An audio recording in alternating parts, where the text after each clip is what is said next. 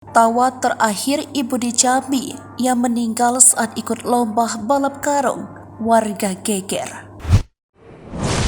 Tawa terakhir Dewi, seorang perempuan di Kabupaten Kerinci, Jambi, yang mendadak meninggal dunia saat mengikuti lomba balap karung dalam rangka memeriahkan ulang tahun kemerdekaan Republik Indonesia pada Kamis 17 Agustus 2023. Dewi terjatuh saat sudah sampai di finish. Padahal saat mengikuti lomba tersebut, Dewi tampak begitu ceria.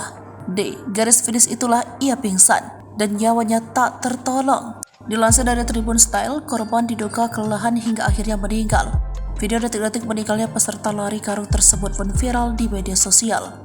Dalam video berdurasi 0,43 detik yang beredar di media sosial, di mana salah seorang ibu rumah tangga tiba-tiba pingsan usai ikut lomba balap karung pada Kamis 17 Agustus 2023.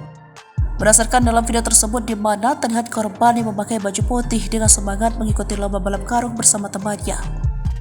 Dari mulai start sesampainya di finish, ia terlihat tertawa lalu tiba-tiba jatuh pingsan. Warga yang ada di lapangan lokasi acara langsung melakukan pertolongan pertama. Selanjutnya membawa korban ke puskesmas, namun sayangnya nyawa korban tidak bisa tertolong.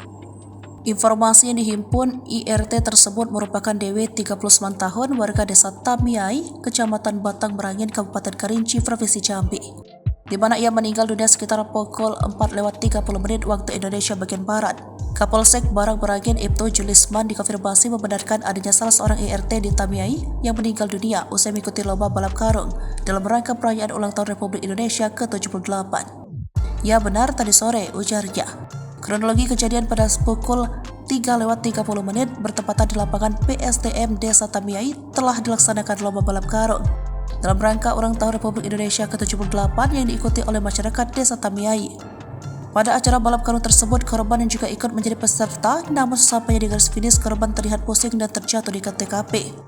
Korban diduga kelelahan setelah selesai melaksanakan lomba balap karung.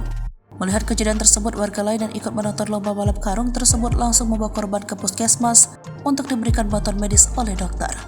Sekitar pukul 4:30 korban dinyatakan meninggal dunia, dan pukul 5 korban dibawa oleh keluarga ke rumah duka di Desa Tamiai.